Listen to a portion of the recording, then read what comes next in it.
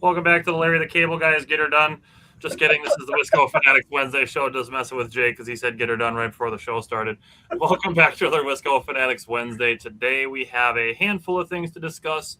We're going to start with the Caleb Durbin trade for the Milwaukee Brewers.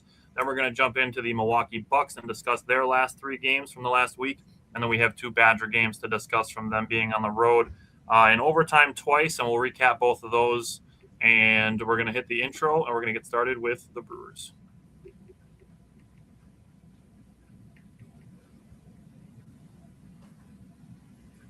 Maybe. Welcome to another episode of the Wisco Fanatics Show, where we cover the Packers, Bucks, Brewers, and Badgers basketball and football teams from an optimistic and realistic perspective.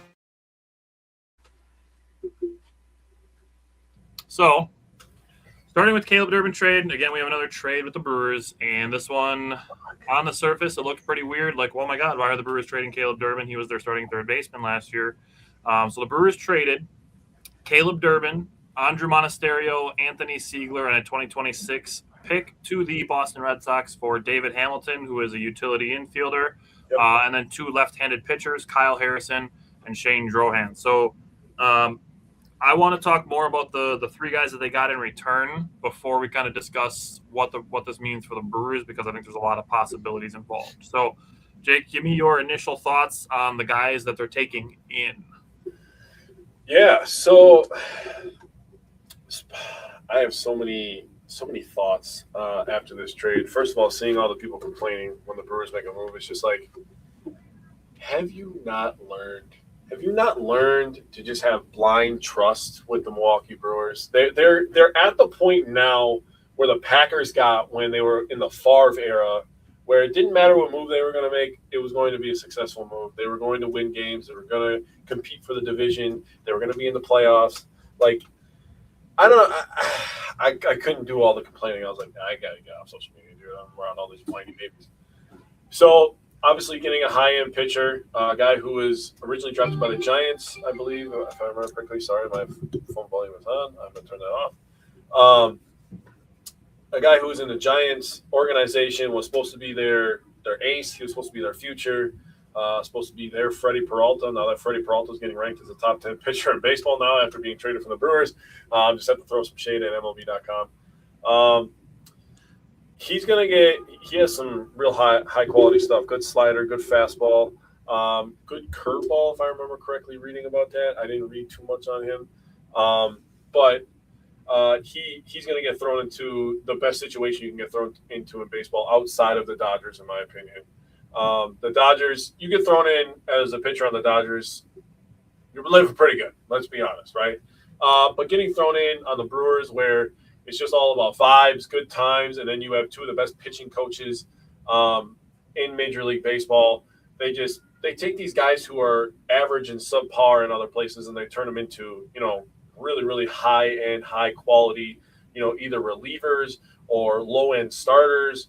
I mean, just look what they did with Quinn Priester. Hello. That guy, I think I know who that is. That guy, no? Oh, Nope. Thought so. Well, yeah. Quinn Priester, back to my original thoughts. Quinn Priester was a guy that probably was going to be out of baseball in a few years, being on the Red Sox, being up and down. I'm not like for sure. I'm just kind of. He probably would have just bounced around. He would have been a guy, a journeyman. But now he may have found a home in Milwaukee, and they really revitalized his career in my Secret laboratory, yes. We also have awesome secret laboratory. We do. Then getting a couple of infielders, when you ship a couple out. The only thing I'm actually sad about from that trade, and it's not even Durbin, is losing. I know where it is. Dude. It's Andruw Monasterio. Yep. When I saw him added in there, I was like, dude, he just like makes me feel good on a Thursday because he's just like so happy all the time. I'm like, no. Losing Siegler, he had some moments. He had some athletic upside, I thought. But then adding the pick in there was a little weird to me. I don't know how you feel about it, but yeah, that was weird. I don't know. I mean, it's a competitive balance pick, so it's like it's not like one of their picks. It's just like it's like a compensatory pick, basically. So it's kind of like in between the first and second round. Mm-hmm. So it's like it's one of those weird ones, I think. Yeah. I guess the way that I see it, is there anything else you wanted to say on any of the guys? No, I didn't want to go into too much detail. Just wanted to talk about those couple guys. Okay. So I did go into the numbers of it, and we made the post right away when the trade happened, and we're like, okay, this feels weird. We need some time to dive into it. Sat with it for a while, got some thoughts, and then we're like, okay, I can see kind of what the vision is here, and that's why I wanted to talk about the possibilities second. So first, I wanted to talk about the three guys coming in. So David Hamilton is coming in. People look him up. They'll be like, oh my God, he batted 198. They're going to stop looking and they're going to start watching. And we have to get past that. So yes, in 2025, he batted 195, 257 on base, and a 333 slug for a 590 OPS, which is bad. That's in 194 plate appearances. In 2024, in 317 plate appearances, he batted 248, 303, 395, 698 slug. That's a barely below average player. In 2025 in AAA, he batted 282, 356, 538 with an 894 OPS. That's fantastic. That was only in 45 plate appearances. So again, looking at the sample sizes, his largest sample size since that 2024 slash that I gave you is actually his 2023 AAA numbers, because unfortunately he's dealt with some injuries. So if you look at his 2023 AAA numbers, he batted 247, had a 363 on base, which is decent, and a 438 slug, which is actually pretty good, giving him an 801 OPS, which is above average. So pretty solid numbers there. He hit 17 home runs in that AAA season. Now, in 2025, Caleb Durbin in 446 plate appearances slash 256, 334, 387 with a 721 OPS with 11 home runs, which is like this much of a smidge above average. I believe last year the average OPS in Major League Baseball was 712. So I'm not saying it's a certainty, but I'm saying if you look at his 2024 AAA numbers where his sample size is the largest, I see a realm where David Hamilton is a slightly better player than Caleb Durbin. I know that that's going to make people a little upset just because Caleb Durbin has done it in Major League Baseball. But if we're looking prospectively, again, optimistic and realistic, if you look at those numbers, I feel there's an opportunity there for him to be better. I mean, how do we know that that's not Caleb Durbin's best year that he's ever going to have? You know what I'm saying? And I said this to a couple people too. And yes, Taylor, he's most likely a bridge player. That's absolutely a possibility.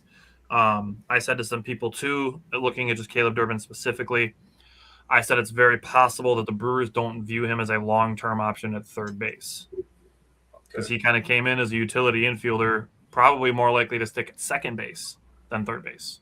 Connor, welcome back. So that's David Hamilton. Go to Kyle Harrison. Same thing. People see, oh, he had a 4.04 ERA. So glad the Brewers traded for that guy. That's what we need. More guys with a 4.04 ERA. You brought up one of the two examples that I thought of. People see 4.04 ERA. They stop looking. They start whining. As soon as they find a piece of confirmational bias that they can complain about something, they stop doing research. And I said this to you. I'm like, man, doing research on stuff just makes me feel so smart. And it's like, that's the idea of what research is for. It's to help you better understand things. So get past only looking for one piece of information that confirms that you can complain about something. We got to get past that as people. So you'd think with recent examples like Quinn Priester, like Jake brought up, and another one that I would bring up is Nick Mears, who when I called for the Brewers to trade for him, his ERA was over 5. He came to Milwaukee. The Brewers tinkered like they do. And then all of a sudden, he's pitching in high leverage situations. All of a sudden, he's a setup guy or a 7th inning guy. And now the Brewers flipped him for a guy that they wanted. Not that they didn't want Nick Mears, but a guy that they had wanted for years in Angel Zerpa. They went and got a guy that they wanted by flipping a guy that they traded for. Yeah. Who had over a 5 ERA in Colorado. Who we looked at it and people were like, oh, it's a hitting ballpark. That's why his ERA high. Milwaukee's a high ERA place too, and the Brewers are still turning out good pitchers. Sure are. So you'd think that people would know better than to look at an ERA number and be like, oh, shit, here we go. Why are we trading for this guy? Do you not think that Major League Baseball front offices have access to not only the numbers that we have access to plenty of numbers that we can look past just Baseball Reference and seeing the little highlight bar that tells you their ERA and their strikeouts and then their career numbers. There's more numbers than that. We use tools like Baseball Savant and Fangraphs that tell you way more things than just statistics. And you can go into those and see, oh, he's got 3 pitches out of a 4-pitch mix that have a whiff percentage over 26%, which is crazy. And I'm sure Major League Baseball has even more numbers beyond that and more people to look at things beyond that, like to watch the Hawkeye system and calculate spin rate and stuff like that, which, again, you can find those things on Baseball Savant, but if you have more time to understand them and what they mean and how to manipulate those, that's a whole nother ballgame, and there's people paid to do that. But we can go and look and get at least some advanced metrics and say, oh, this guy has good stuff. It's just not being used properly. Like Quinn Priester and Nick Mears, who both have good stuff that just wasn't being used correctly. And that's what the Brewers are really, really great at figuring out, is looking at guys who have bad numbers but good stuff, saying, we can fix him, and then they do. So, in addition to that, Harrison has a career 22.9% strikeout percentage, which is very high. You're talking he strikes out basically 1 out of every 4 batters he faces. So if he goes through the lineup 3 times, you're basically expecting him to finish with 6 or 7 strikeouts. Evil scientist, for sure. It's not a bad day. 6 or 7. I mean, if you're talking through a guy to go 6 innings and give you 7 strikeouts, like why are we complaining about that? Just because he had bad numbers in Boston. I don't give a shit about what he did in Boston. I care what he can do for us. Dude, Quinn Priester is like a literal direct example who is in Boston. An extremely recent example. Yeah, that's why I brought him up. Back and be like, hey, remember when we signed Gio Gonzalez in 2018 and what they did with him? Yeah. It's like this happened literally in the most recent season. The dude became a stud. Yeah, he was our best pitcher for like a 2-month stretch. And there was a portion of fans in April that were like, oh my God, what an overpay. And now he's probably going to be probably the second pitcher in our rotation this year. Oh, yeah, probably. Because they're going to stagger Mizorowski and Woodruff. So, like, one of those 2 will start, then they'll have Quinn Priester in the middle, and then they'll have the other one go on the 3rd day. Just because they're not going to put 2 strikeout guys back-to-back, because that could tax the bullpen. So, again, like, even if you want to go and look at something on Baseball Savant, like similarity comps, in 2025, his spin rate and velocity was compared to Nick Lodolo, who had a 94th percentile off-speed run value and a 3.33 ERA.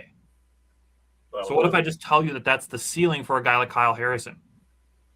And all we have to do is figure out how to get him from where he is to where he could be.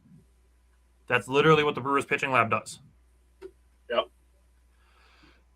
Then we go to Shane Drohan. He doesn't have quite as high of a ceiling as Kyle Harrison, but in 47 and 2/3 innings in 2025, he had a 2.27 ERA and 67 strikeouts. That's insane with a 1.01 whip. Yep. That's insane. But no, let's just complain about the 4.04 ERA guy, not the guy who had a 2.27 with 67 strikeouts in less than 48 innings. Yeah. And he's not even the prize piece of this. Like Red Sox fans were pissed to be losing Harrison. Yeah, they were. So, Drohan, those numbers were in AAA, just so people are aware. He's got a well-regarded fastball slider mix with a good curveball. He came in to 2025 regarded as by scouts as a back end of the rotation starter. but then that was viewed as his ceiling. But at the end of the 2025 season, the belief that he could reach that ceiling was higher. So it's not like he, like rocketed up prospect boards or anything like that. Basically, what I see Drohan as is a guy that the Brewers traded for. They're going to make him look really, really good, and in a year or two, they're going to flip him, is how I view Drohan. That's just, and I'm not saying that they can't use him, but that's a road I could see them going, kind of what they did with Nick Mears. I can see that. Taylor asked, do we stay at 5 or go to a 6-man rotation with a massive list of starters that are ready or near ready? I do think they're going to start with 6. To the point of the number of guys that are ready or near ready, I think guys like Logan Henderson, probably Robert Gosso are going to start in AAA. And then guys like Angel Zerpa and Aaron Ashby are going to stay in the bullpen.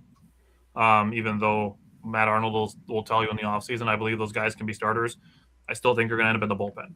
So I think we're going to end up with a 6-man rotation at least twice through, just to make sure that Woodruff and Mizorowski are ready to start shouldering a big innings load.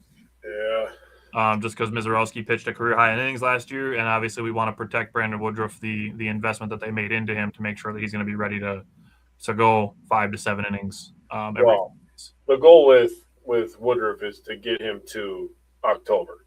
Right. We need to get him to October one of these years. So they'll probably lightly use him throughout the first half of the season, I would imagine. Yeah. Steve said the Brewers are going to be very interesting this year, this upcoming season, especially the pitching. Absolutely. So that's the last thing we wanted to do with the Durbin trade is I just want to jump into the possibilities. So one possibility existed to me that Joey Ortiz could be the Brewers' option at third base, but Pat Murphy did say today with pitchers and catchers reporting that Murphy said he'll be the shortstop, but they know he can play other spots, which to me said that they're planning on him being the shortstop, but if there's something else that happens, they could move him to third base. Well, I saw an article from MLB. They were making like bold predictions or something like that. I don't know if it was bold predictions, but they were making predictions, and they were talking about Jesus Mate, and they were saying that he's going to make his debut this year. That would be crazy. That would be crazy. Let's just say hypothetically that Joey Ortiz plays third base. The two guys I think that are more likely to make their debuts are Cooper Pratt and Jet Williams. Yeah, Jet Williams, I think for sure. Those are the two that I would be looking at. And then if they put Joey Ortiz back at shortstop, then you're looking at David Hamilton, who came over in the Durbin trade, maybe Brock Wilken.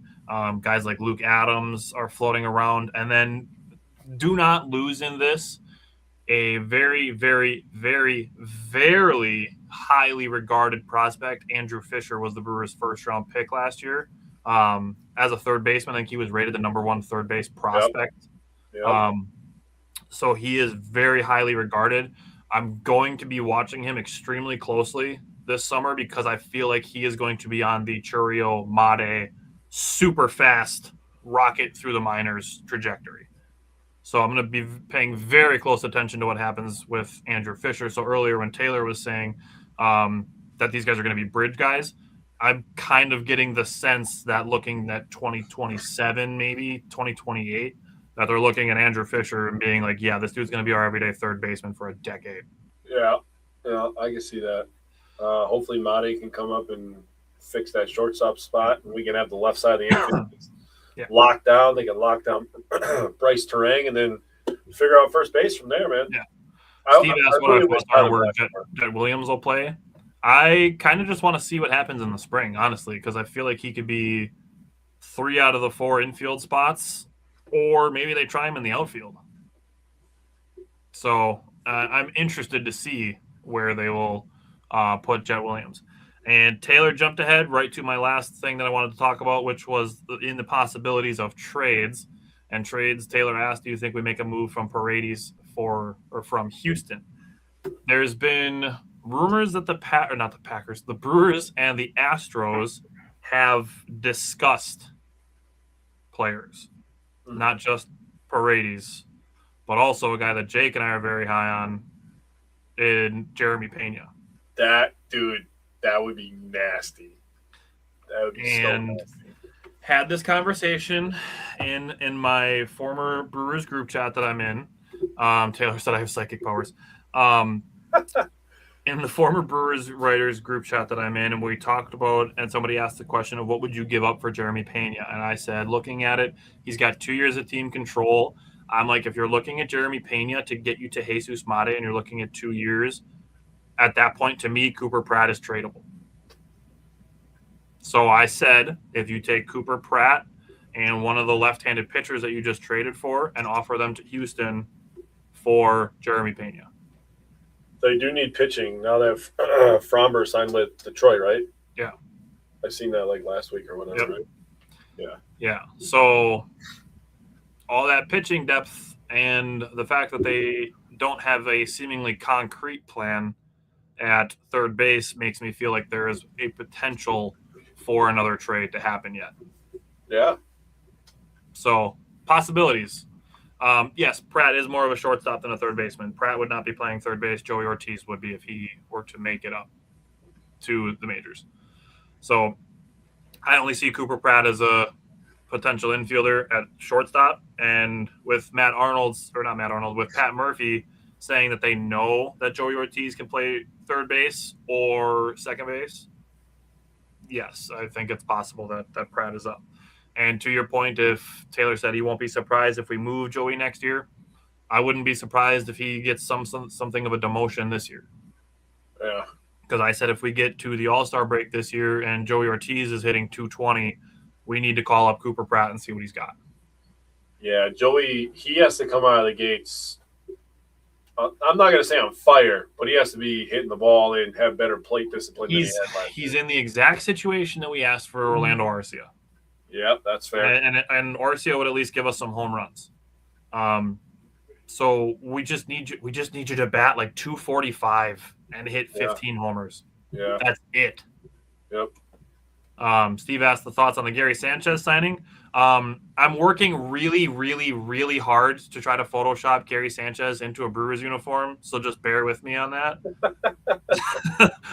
Gary. It's fine. It gives you a guy who can hit lefties off the bench, which is we're just talking about Joey Ortiz not giving us enough at the plate. Gary can hit lefties. And the other part of this is we were looking at Jefferson Cuero possibly being the backup catcher. I do like the idea of Jefferson Cuero being the starter in AAA and getting tons of at-bats with missing a lot of time due to injuries the last couple seasons. And it's not like the clock is necessarily like ticking super fast on Cuero because he's only 23. So it's not like he's 27 and still in the minors and hasn't made his debut yet. If that were the case, he'd be Rule 5 eligible. But he's 23. Even if he debuts later on this year and comes up for a month in August or is a September call-up, that's totally fine. And then if we're looking at him for next year having a bigger role, depending on what William Contreras wants for money, and I understand that it's not something that people want to hear, but I guarantee you it's a contingency that Matt Arnold is thinking about. Yes. As if, what if William Contreras hits 35 home runs this year and bats 285 and he wants $17 million a year for next season in arbitration and then wants to make $30 million a year the following year as a catcher.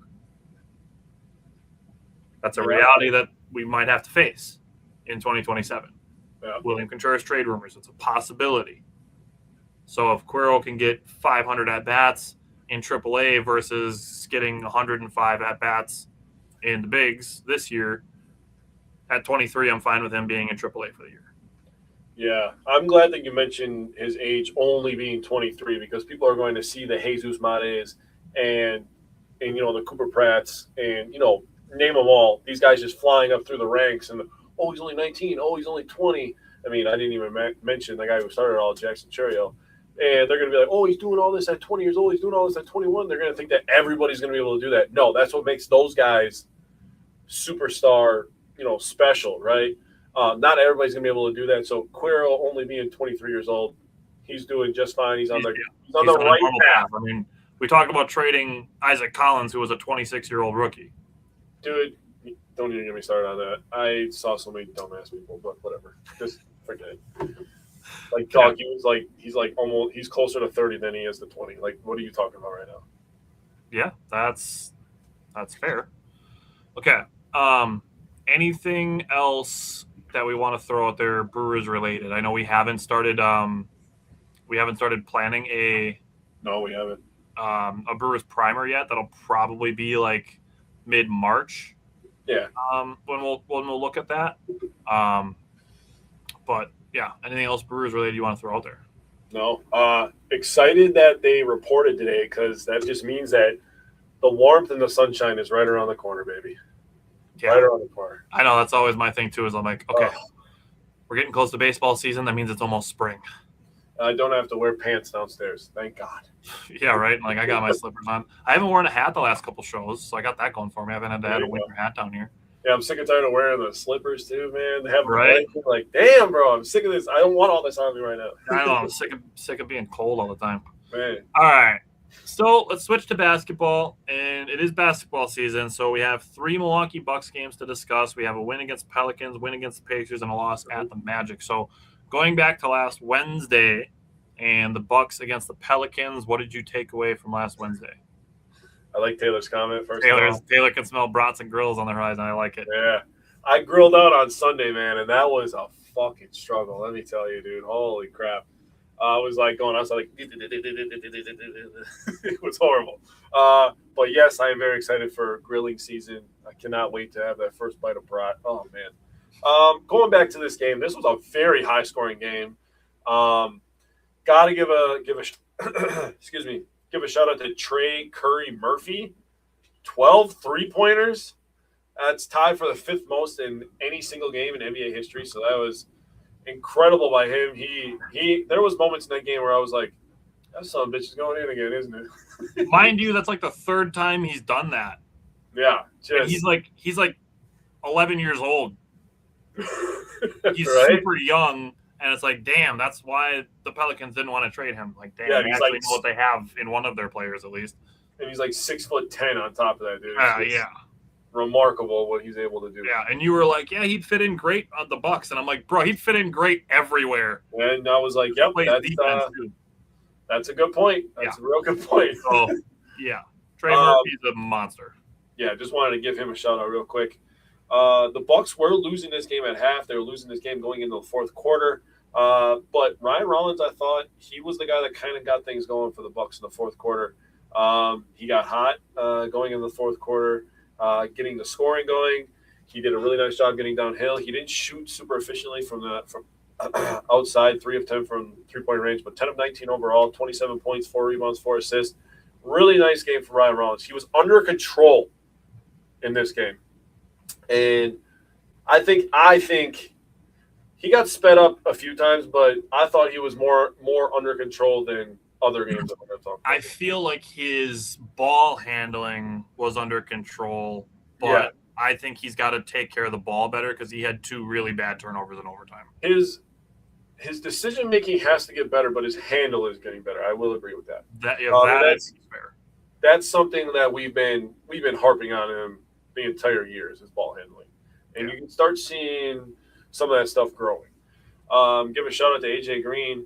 Not to be overshadowed by Trey Murphy, but he had 6 threes by himself. He only shot 12, but he made 6 of them. That's very efficient from outside. Give me that. Yeah. So 20 points for him. Amir Coffey, in his short stint with the Milwaukee Bucks, he actually had a really good game on this day. 7 of 8 from the field, 16 points, 5 rebounds. Did a really nice job on defense, I thought. Kyle Kuzma, he only shot 5 times, had 9 assists. I love that so much. The Bucks had 6 players that scored in double figures. If I'm counting correctly, yes. 6 players that scored in double figures, so they showed a lot of depth. And this is the team coming into the year where I was looking at the roster and I'm looking at Giannis and I'm seeing all this and I'm like, you know what? I see the vision. You have a guy that can get downhill, that could be a superstar, then you just kill people with depth. So I liked all that. But last thing I was going to say is this game should not have went in overtime. Ridiculous that it went in overtime. If they would have called him out of bounds and the Bucks would have challenged it, I'd have been like, okay, call him out of bounds, that's fine. But to call it a good and then take it away, I don't see how that's like inconclusive evidence. Also wanted to give a shout out to the ball movement, 36 assists. Yeah. That's outstanding. A game after you played the Bulls and you had 33 assists. So that's a lot of assists for back-to-back games there. But the ball movement was really, really good in this one. Yeah, so I'm going to highlight just a couple of the things you already mentioned. The assist, the 36 assists came on 56 field goals. Last Sunday, the Bucks made 28 field goals in a game. Yeah. This game, they made double that. And yes, I understand it was an overtime game, but looking at just the first half, 18 assists on 26 field goals in the first half alone. And then if you look at just regulation, like you take the overtime aspect out of it, 33 assists on 52 made field goals. Yeah. That's fantastic. That's fantastic. The offense was great. They shot 60.9% from the field, 44.7% from three, and 80% from the free throw line. Yeah. The Bucks came into the fourth quarter down 5, rattled off an 11-0 run, which is awesome. Fellas, welcome back, Simon. And the Bucks got up by as much as 11, and you talked about the end of the game, which was super annoying. It is what it is. The Bucks as a team, you mentioned all the guys in double figures, the good field goal shooting. Andre Jackson Jr., who was 0 for 2 from the field, was the only player who did not shoot over 50%. Yeah, that's incredible.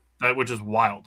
Got Kevin Porter Jr. back this game. He played downhill a lot, and between him and Ryan Rollins, they were the guys with the balls in their hands in the clutch time. Kevin Porter Jr. was 7-14 from the field.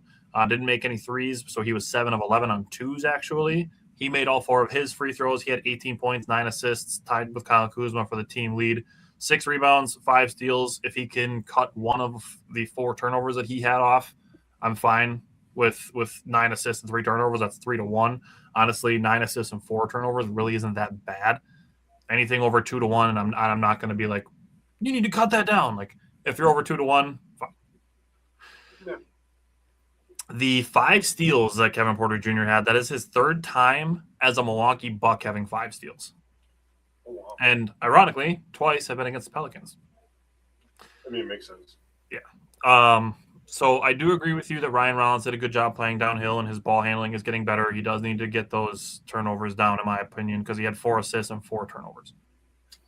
His turnovers are just in the silliest situations too, man. It's like, dude, if you would just not jump while passing the guy. You said it too. Like, stop leaving your feet to pass.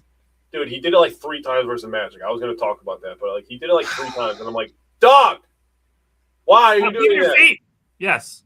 You mentioned Kuzma only taking 5 shots. He kind of took a back seat, but he did allow others to score. He tied Kevin Porter Jr. for the team lead in assists, and he did one of his 5 shots that he took was a clutch 3 late in the fourth quarter. So staying ready, there's something to be said for that. Pete Nance, we got some standard minutes for him in this game. 16 points, 3 rebounds, 3 assists, 4 of 7 from 3.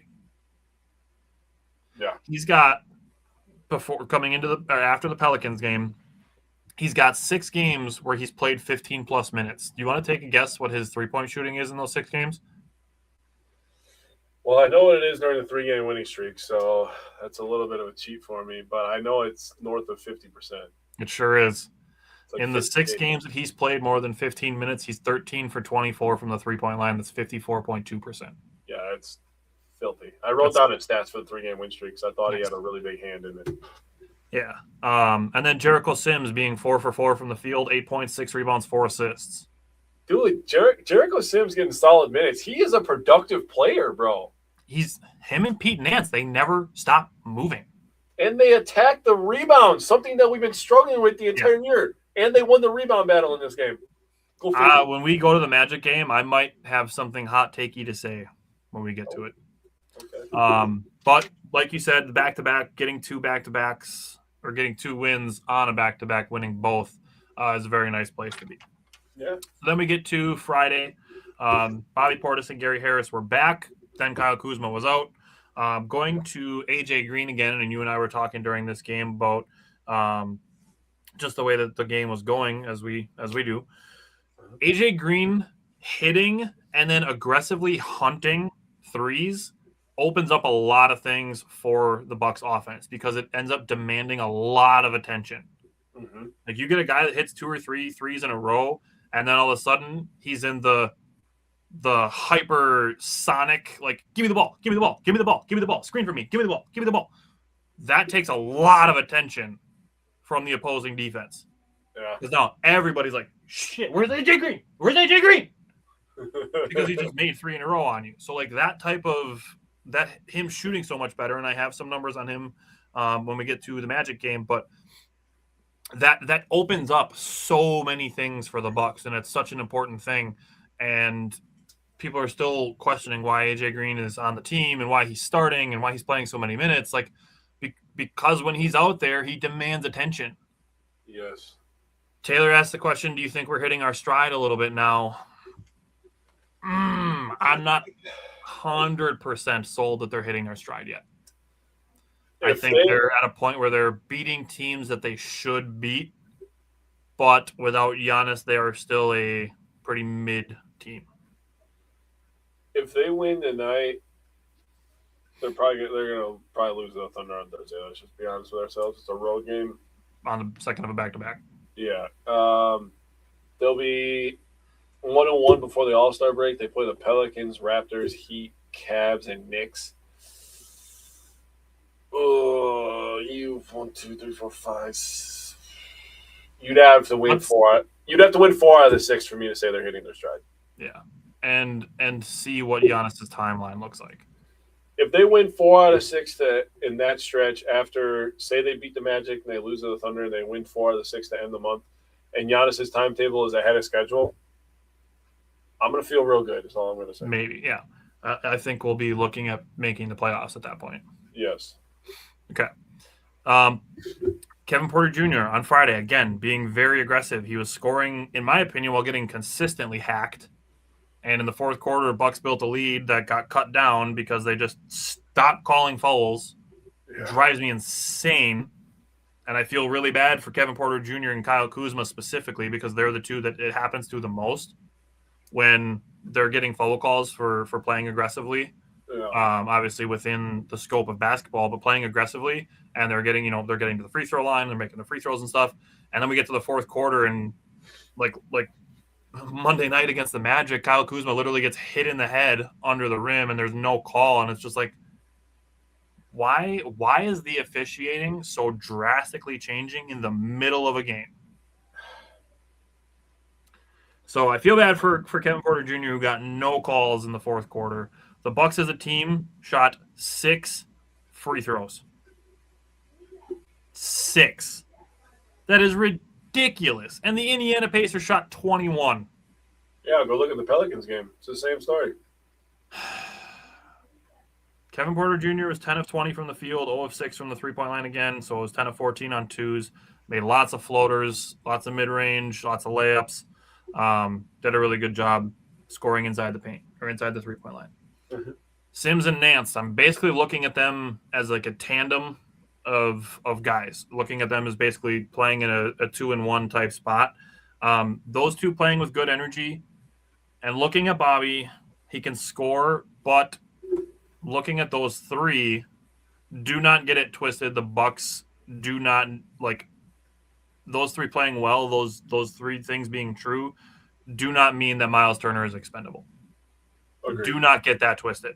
Yeah, Miles Turner, in my opinion, is the best screener that the Bucks have, which helps free AJ Green, and it helped free Kevin Porter Jr. a lot in this game for a good amount of buckets, and he is still one of the best rim protectors in the league. So I just want to make sure that does not get twisted when we're talking about the Pacers game. The Bucks won the rebounding battle 58-43. They had 13 offensive rebounds and 17 second chance points, which is fantastic, and only 12 turnovers, which is really good. So what did you take away from the Pacers game? Yeah, talk about Miles Turner. I thought he played a really good game. 9 points, 10 rebounds, 2 assists. He was very solid. I mean, 1 for 5 from 3. I thought he had a couple that rimmed out. His first game versus the Pacers as a home opponent. He was a home team for the first time ever versus the Pacers in his career, and he got a win. They're 3-0 versus Indiana this year. First 3-game winning streak of the year for the Milwaukee Bucks. So that's nice to see. also wrote this down because it's something that we've discussed in the past. The Bucks actually shot 16 more shots than the Indiana Pacers. Love that. That's something I was like, holy shit. That like stuck out to me immediately. I'm like, goddamn. Usually it's the other way around. Well, And and they're I'll say shooting part of 20 that is opponents not being charged field goals because they're getting fouled. Well, that's why I said they're usually shooting 15 more jump shots and they're shooting 20 more free throws. So it's like, Right. what the hell? Yeah. Bucks only turned the ball over 12 times. Love that. That's beautiful. Yep.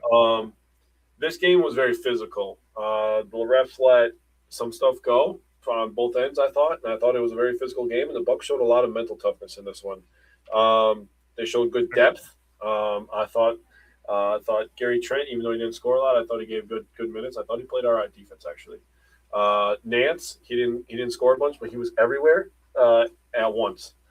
Want to give a shout out to Jericho Sims. The guy had 12 rebounds in the first half. In the first half, he had 12 rebounds. Holy crap! It's been a while since the Bucks actually attacked the rebounding. They won rebounding for probably the first time all year. I should look into it, but they won the rebounding. There's been a couple times, but it hasn't been over 50% of the games. I'll tell you that. I mean, like back-to-back games is what I'm trying to say. Sure. Back-to-back games where they won the rebounding battle. Love that. 26 assists again. So on 44 made shots. Love that. Also, Jericho ended the game with 15 total rebounds. He had 4 points, 15 rebounds, 4 assists, 2 or 3 from the field. So fantastic stuff. Kevin Porter Jr., 23 points, 7 rebounds, 8 assists. He had 8 assists through 3 quarters. He didn't have an assist in the fourth quarter because I thought the offense slowed down a little bit in the fourth quarter. The second and third quarter, the offense was going crazy. They won the second quarter 31-18. They won the third quarter 29-18. They were vibing in those 2 middle quarters. That's really where the game was won, in my opinion. But Kevin, it was 60-36. That's pretty good. Kevin Porter Jr. did come up clutch in the fourth quarter. He made a big-time bucket after Indiana missed the three-pointer that would have tied the game. And then he also showed good ball handling, good poise at the end to make up free throws that put the game away. So 10 of 20 from the field overall, but if you take away his three-pointers, which he was 0 for 6, he was 10 for 14 on 2. So super efficient from the 2-point line, 2-point range, I should say. Rebounded the ball well, assisted the ball well. Rollins was doing his thing a little bit, but again, I feel the same way every game about Ryan Rollins, where I'll see him jumping past, and I'm just like, Jesus Christ, I cannot defend this. I try so hard, but I cannot. Stop doing that. You are not in junior high anymore, my guy. So outside of that, I thought it was a good, solid win. Yeah. Okay. So let's go to the Magic game, and we are going to talk about the deadline and the additions. I just want to do that in the what's next because we really haven't seen much. So let's go into the Bucks and the Magic from Monday night before that. So what did you take away from Monday? This game started off where the Bucks had a couple turnovers in the early portions of this game where I thought they had a chance to really take control of this game. I felt like they were trying to move the ball like they have been during the 3-game winning streak, but they just had some really, really silly turnovers. And I don't mean to say this, but I'm going to say it. It almost felt like their head wasn't in the game, honestly. When I was watching that, especially in the second quarter, I was like, I forgot who it was. I think it was Rollins actually, like threw a pass and like landed at somebody's feet. And I'm just like, bro, you are a professional. And I'm not expecting you to be perfect, but you are a professional basketball player. You literally dribble the damn ball every day of your life. Right. And you throw the ball at somebody's feet, bro. Like I'm gonna play a game in a few hours here. If I make a pass and it bounces at somebody's feet, I don't do that every day. So it's a little bit more acceptable for me. But I don't know, man. And Rollins, a couple times I thought, was really trying to force the issue. And I thought the Magic did a nice job taking away the Bucks' first option off of actions. And a lot of that was, AJ coming off screens. And AJ still had a super efficient game by his standards, honestly. 4 for 8 from beyond the arc. When you know that's your game and you still shoot 50%, that's how you know a guy is deadly out there, man. Right. And he had a couple that rimmed out where I was like, dude, that's halfway now. Just the other half, just go in. Don't be afraid. Turner had one, too, that was like 2/3 of the way down and bounced on. Yeah. Turner was all right, but I'm not going to talk. I'm not going to talk about Cam Thomas because you want to talk about additions. But Bobby Portis played 17 minutes and grabbed 0 rebounds. You ready for a hot take time? What the fuck, dude? I'm gonna hold on to it because I have thoughts on how it relates to the deadline in the offseason. So No. Hold on to it. But I have thoughts. That's all I had. I just wanted to talk about Bobby last. So I was like, dude, what the hell? 0 rebounds, dude? So that Ryan Rollins thing again, this was one of those games where it felt like he was forcing more than flowing.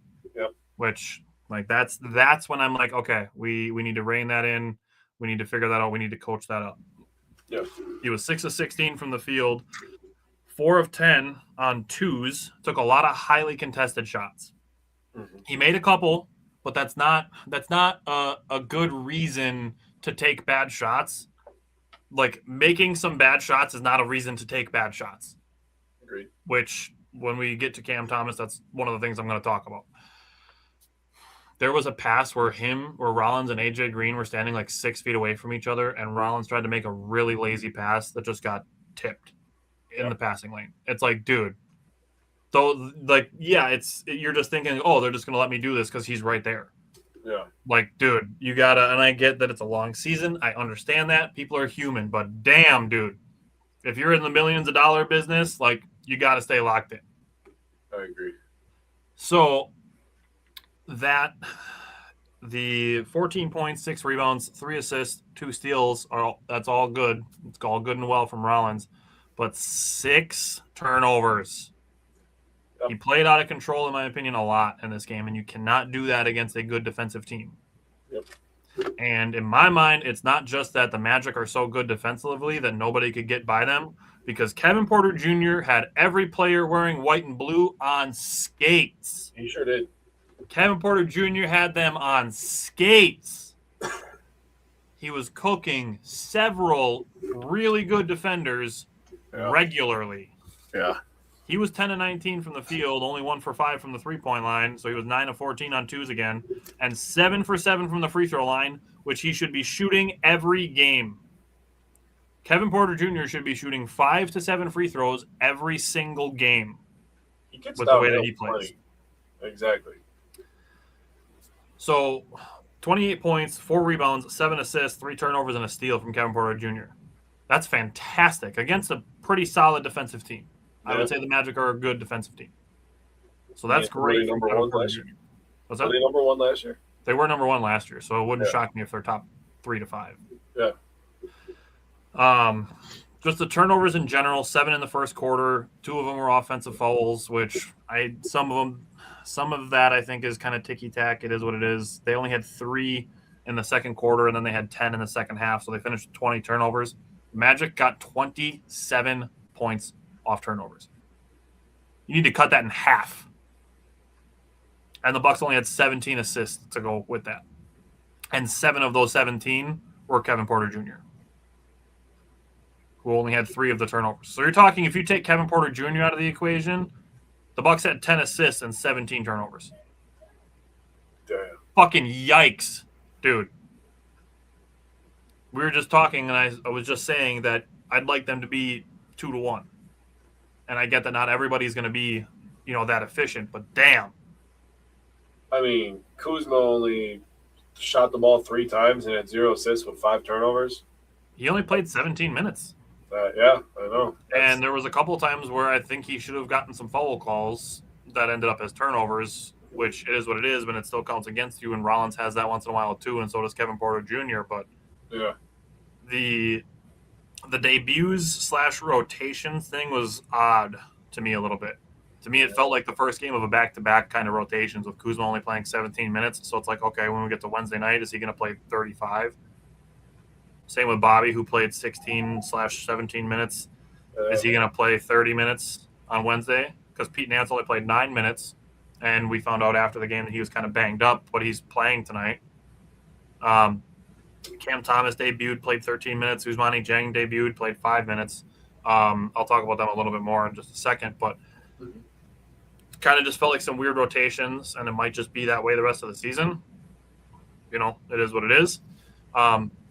But the last couple things, AJ Green, you mentioned, just keep doing what you're doing with AJ Green.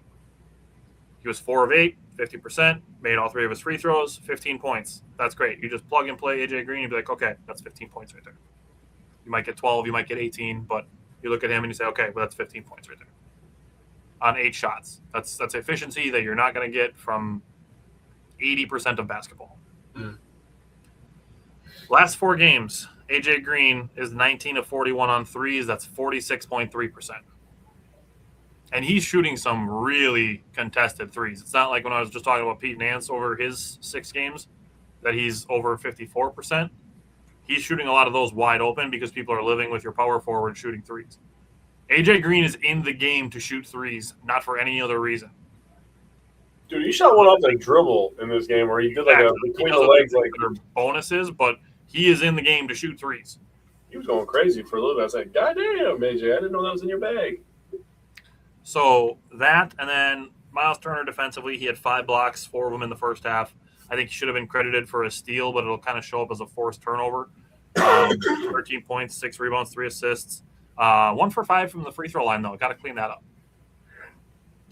So as we're looking at what's next for the Bucks, they play tonight at Orlando. They play tomorrow at OKC, and then we have the All-Star break. Bobby Portis is in the 3-point competition. Yep. So the Bucks traded Cole Anthony and Amir Coffey to the Suns. They rerouted Nick Richards to Chicago, getting Ousmane Dieng out of the deal with cash, which I think they just basically turned around and handed to Cam Thomas, who said he wanted to come to Milwaukee because Milwaukee wanted him here. I'm not in love with the Cam Thomas move just because he's not efficient enough in my eyes. I will say, based on the 13 whole minutes that he's played so far for the Bucks, if he's going to play kind of more shooting guard, and we look at the Magic game, and Gary Trent Jr. did not play in that game, if Cam Thomas is going to come in as a shooting guard and just come in and help keep the ball moving, like if he's catching and the ball is going to either be moved in a pass or probably not, or him dribbling, just so the ball is moving and not that it's passed to him and he's going to stand there and look at everybody for a second and then do something like that, I can be okay with. It looked like he was at least trying on defense. So, I mean, if we get defensive effort out of him, I'm okay with that too. But in my mind, I don't see it as like, this is a keep Giannis around move. He's here for the rest of the season. Like, yes, they might be able to convince him to stick around next year, but he's going to be a free agent. So it's not like he's here to stay forever. Yeah. And then Ousmane Dieng, he's 22. So, I mean, they got a young prospect, which was one of the things that we were asking for. They got a young guy. Give him minutes. So, to my hot take point, seeing what I was just saying with Pete Nance and Jericho Sims, kind of looking at them as a singular rotational player, because they're just going to, play them both, say, like 22 minutes a game or whatever. And with Bobby Portis playing 17 minutes and having 0 rebounds, I said this to you. I feel like Bobby Portis is kind of just out there looking when he can shoot next. Yeah. That's really all it looks like he has interest in doing. I will say, as the trade deadline passed, I was looking for Bobby Portis to be traded. But if we get to the summer, I understand keeping him to have his salary to be tradable. Yeah, I agree. So the Bucks will have access after the lottery to 3 first-round picks. They'll be able to trade 2026 once they know what pick they have. And then they can trade 2031 and 2032. So they'll have 3 first-round picks to offer. Yep. And they can put Kuzma and Bobby together to make a $40 million salary. So I said this on the trade show that's going to come out tonight. The Bucks can do that. They can offer those picks and those players, and they can swing for a big hitting trade target. And I haven't looked super deep into it, but the one that's going to be at the absolute tippy top of my list is going to be Kawhi Leonard. And Trage and I talked about it a little bit, and it's like, damn, if you put Kawhi Leonard, Giannis, and Miles Turner on the same team, good luck scoring anywhere inside the paint. Anywhere inside the 3-point line. If you give me a point guard, and I'm not saying that Kevin Porter Jr. can't be that guy because he showed the ability to play defense. I mean, he showed it early in the Magic game, locking up Desmond Bane for a few possessions. Yeah. You give me a point guard with some defensive ability, and you have those 3 guys, You might have something. I mean, even Ryan Rollins, who relies more on his length than, like his just defensive prowess, who relies on his length a lot for defense. If you look at, say, Rollins, AJ Green, Kawhi Leonard, Giannis, and Miles Turner, that's a pretty damn formidable lineup, I think. Especially in the Eastern Conference where it's a little bit lighter. I like it. Yeah, that's a very interesting team to me. Yeah, for sure. So that's the kind of thing I think they can do in the summertime. So I don't know if there's anything else you want to say on what's coming up next. Play the shit out of the young guys. That's what I'm looking for. I like Dieng. He was 11th overall pick in like 21 or 22, I believe. So good young prospect. He has a little bit of game to him, little step back middies, some little footwork in the post. I would like to just throw him and Nance out there and just see what the hell happens. They're both 6'9", so whatever. Yeah. And then referring to Cam Thomas, I'm okay with the Cam Thomas move. He can't have the mindset that he has to score like he had in Brooklyn. He has to take better shots, but his shot-making ability is something that is needed on this team. A lot of times when the Bucks go a lot of ISO and it just relies on Kevin Porter Jr., he makes nasty mid-rangers, and I'm just like, oh, that was filthy. But they don't really, outside of Rollins every once in a while, they don't really have another guy that can just go get a shot. So that's where I like Cam Thomas. Yeah. He can go get his own shot. He can make it. You don't just average 21 for no reason. Right. And that's the thing is like it's can he keep out the stretches of where he goes like 1 for 7?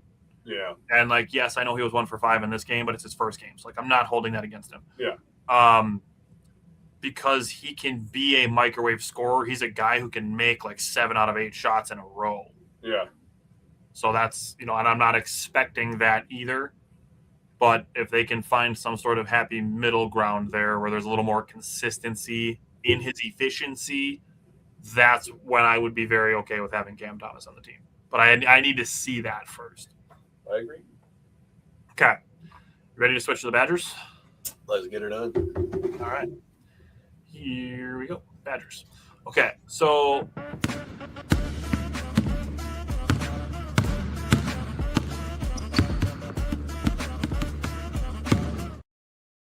no Mike this week. Mike actually had his appendix taken out about an hour ago. So good to hear that Mike was good to go after having a little appendix scare.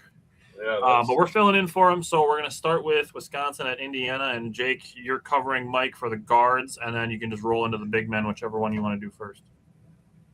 I'll start with big men because I have some things I want to say. So Bielowskis, again, I like his role.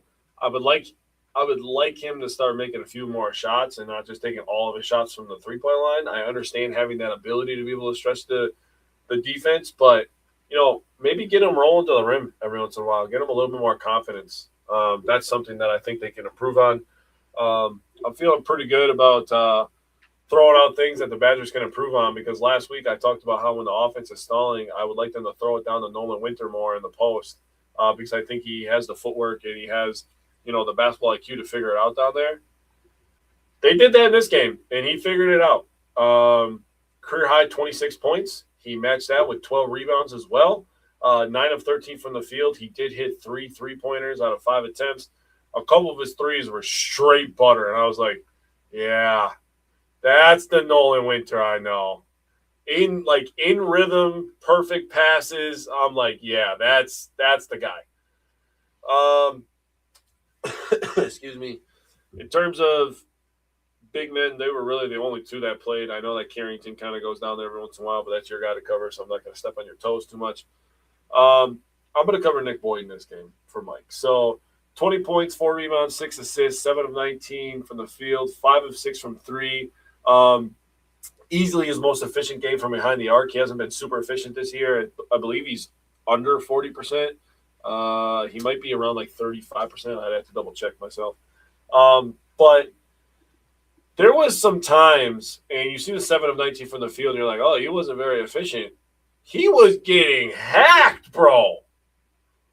There was at least, off the top of my head, at least 3 times where he got the center on his back, and he's going up with his left hand, and then they give the center a block. Like, bro, do you realize his entire body is in front of him? His arm is not that long. Yeah. Full stretched Nick Boyd, which basketball players have long arms, by the way. Yep. And his whole body, and they don't call a foul. It happened multiple times in the second half. And then we get to the situation with Boyd where he got called for a charge. Even before that, hold on. Just because you're talking about on the subject of little guys not getting foul calls against bigs, and then a little guy jumps into Nolan Winter who's standing like this and gets called for a foul, it's like, you didn't call that shit the entire game. Yeah. And he's perfectly vertical. And then we get to the charge. Dude, on that little fucker who was flopping the entire game. Every time he was in the play. Like, oh my fucking God. I hate the James Harden school of flipping your head back shit. I can't stand it.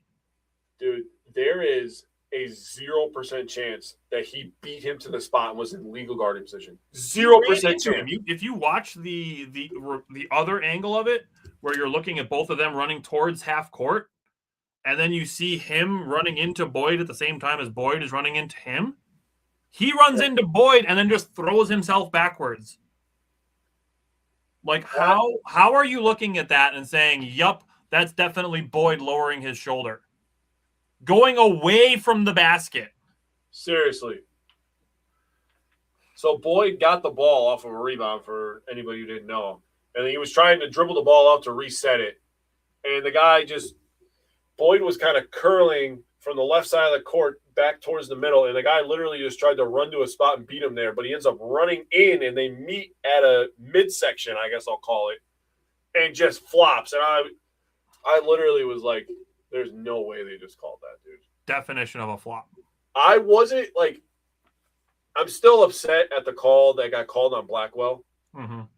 But I'm way more mad about the freaking charge call, dude.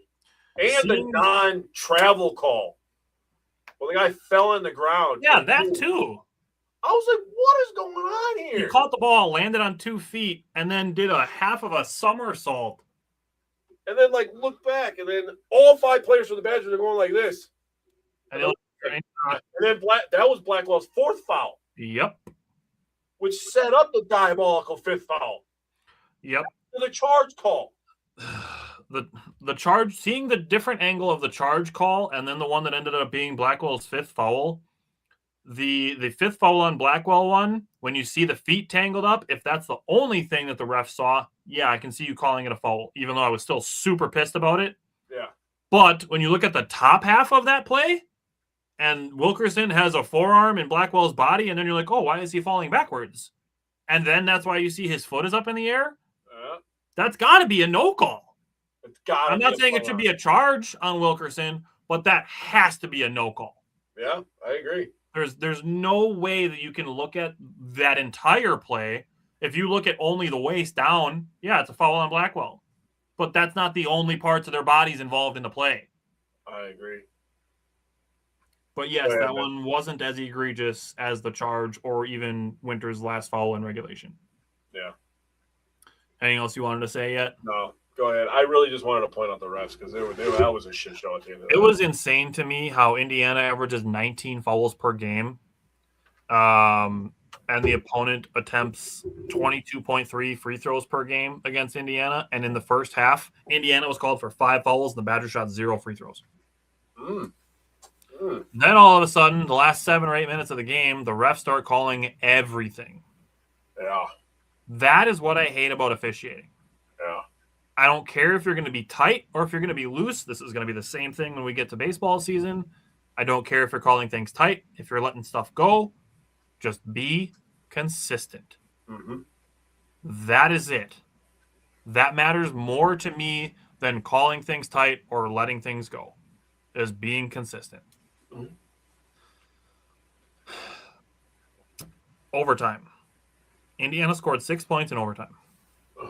4 of the 6 came at the free throw line. And both fouls were called after what should have been turnovers. Yep. One should have been a travel, and the other one should have been a lost ball that I think the Badgers were going to grab. Yep. looking at John Blackwell, he started 1 for 8. He made 6 of his next 7 before missing a game winner. Had the bad foul call to foul out.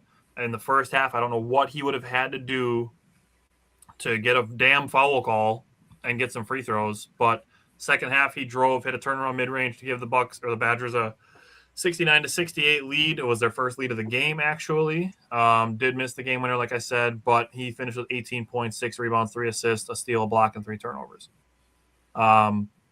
Andruw Monasterio was back from his wrist injury. He started 0 for 4 from the floor before hitting a 3. Hit another 3 to cut the lead to 4 under 5 minutes a game.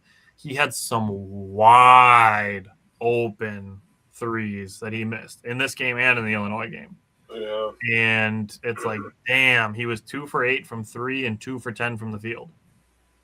He did play good defense. He gave up a layup in overtime, but other than that, he was very good defensively. Had 6 points, 4 assists, 2 steals, and 0 rebounds. Like, I need more production out of a starter than that. If he's not going to hit threes, he has to help with the rebounding. And, yeah, at that point, if you're talking about 8 threes a game, like, give those to Carrington. I'm getting very, very, very close to being back to wanting Carrington in the starting lineup instead of Rhodey. Mm-hmm. Braden Carrington came in as a spark plug, more so on defense. He actually blocked a layup right after coming into the game. He almost had a steal like a minute later. He just couldn't save it from going out of bounds. He played really good vertical defense, as did all of the Badgers until they got called for doing the same thing that they've been doing legally the entire game. He did hit a second chance 3 to cut the lead to 5, played really good defense on Wilkerson.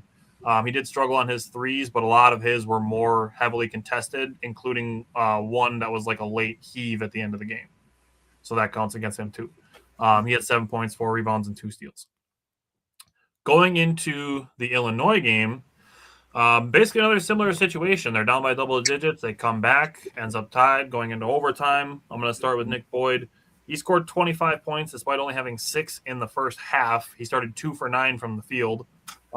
He scored 10 straight points from the 10:03 mark to the 7:37 mark in the second half. The Badgers had missed 11 straight shots at one point after coming out of the half on an 8-0 run. And Nick Boyd and John Blackwell were like, all right, hop on back. The two of us are carrying. Yeah.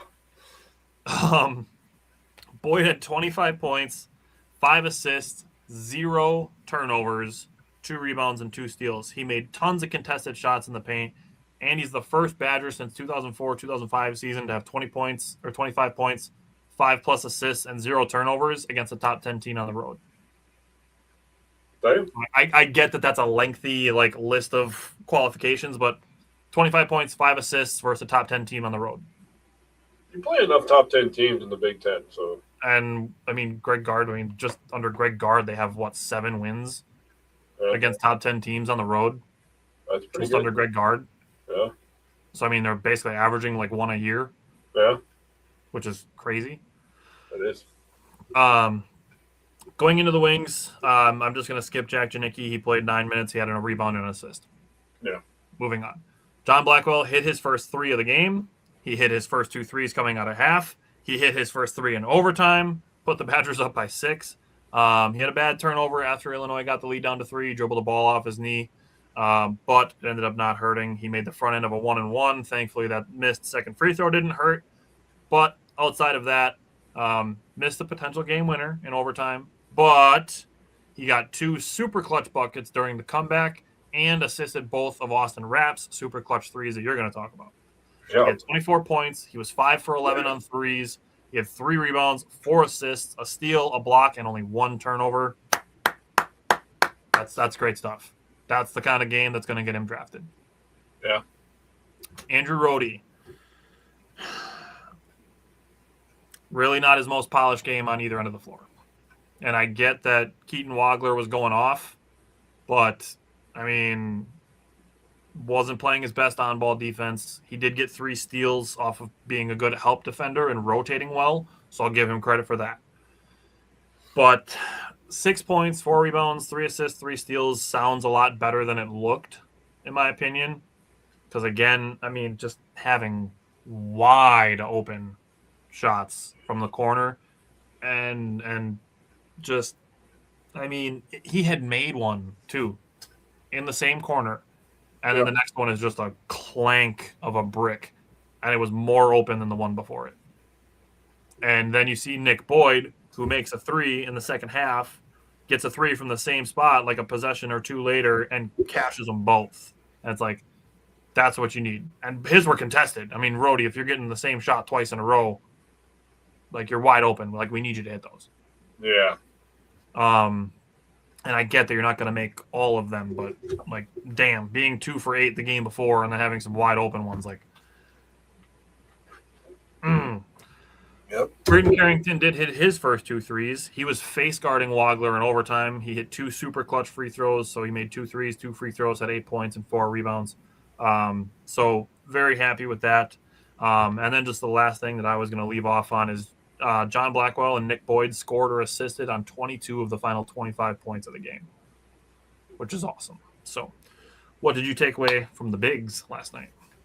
Yeah, so Bielowskis again, excuse me, all 4 of his shots came from behind the arc. And that's when I noticed that's when I had the thought process that I said before, like, maybe we can get him down low every once in a while. Get the guy a layup, you know? That wouldn't hurt, in my opinion.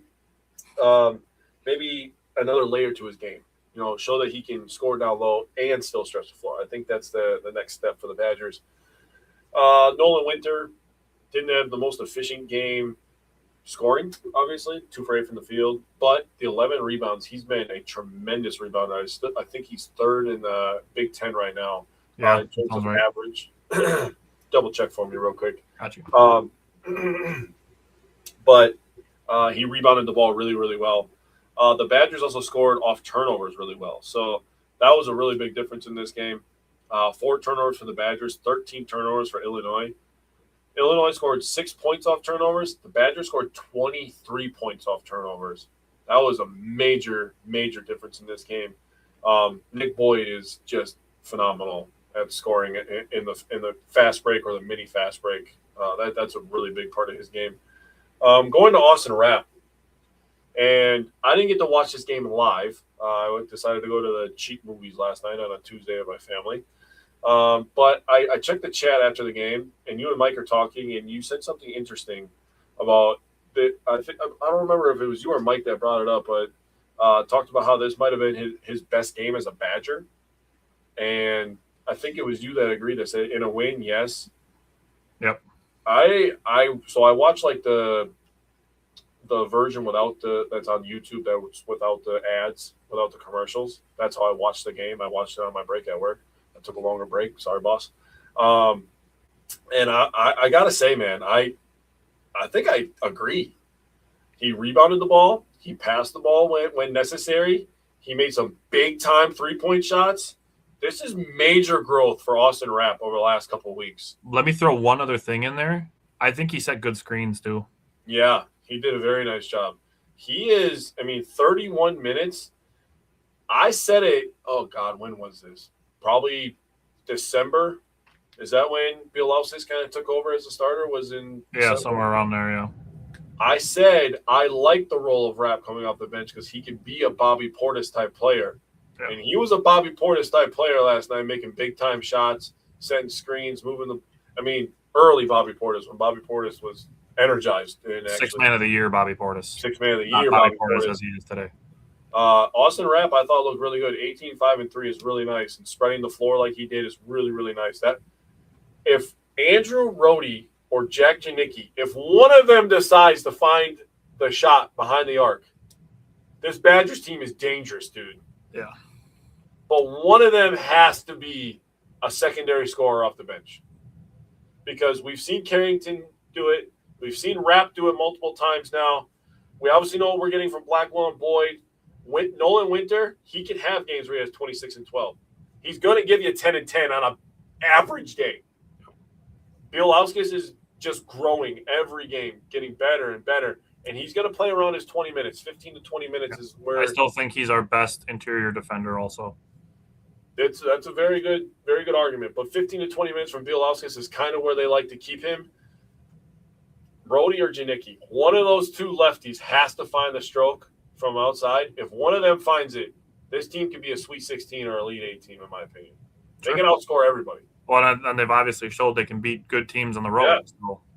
I mean, dude, I've seen projections where they're projected as a 9 seed. Bro, if you're a 1 seed and you have to face the Badgers in a round of 32, you are fucking pissed, dude.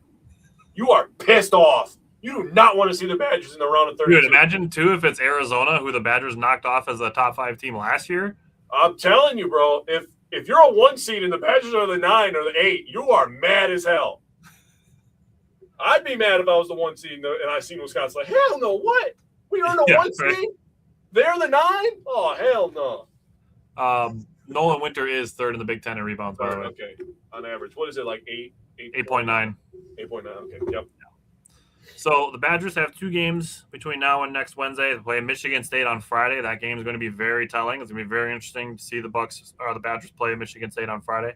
Yeah. And then they play Tuesday at Ohio State. So if the Badgers can come in with a couple wins between now and next Wednesday, I'm going to be feeling real good about the Badgers potentially getting up into being close to being ranked. Dude, if they beat Michigan State, if they get another top 10 win and they're not ranked, I'm going to have some questions. That's fair. I saw today that they're around 37 in KenPom. So okay. Yeah. So I don't know that they're going to give them quite a 12 rank jump, but I mean, would Ohio State count as a quad 1 win? Rankings normally come out on Mondays, so I don't think Ohio State's going to be factored in yet. You're right. But, I mean, if we're talking between last Monday and this Monday, the 2 wins being at Illinois and versus Michigan State. And then the loss versus Indiana was, you kind of got that's already factored into where they're at. Yeah, and then you have wins versus Minnesota, wins versus Ohio State, and you go 4 out of 5. Michigan. Yep. Start talking. All right. We're getting there. Yeah. Okay. Alrighty, that's what we got. Thanks for tuning in, sticking around. We'll be back again next Wednesday. Also, we're getting very, very close. February 24th, so 2 weeks from yesterday, actually, is going to be our Green Bay Packers free agency and trade targets show. And then after that, we're going to be another few-week break before we start getting into our draft series. So stay tuned for that as well. But next week, we'll be back with more Bucks and more Badgers, and we're going to be getting close to planning our Brewers primer. So stick around. Lots of good stuff coming up, and we'll see you guys next week. Wisconsin.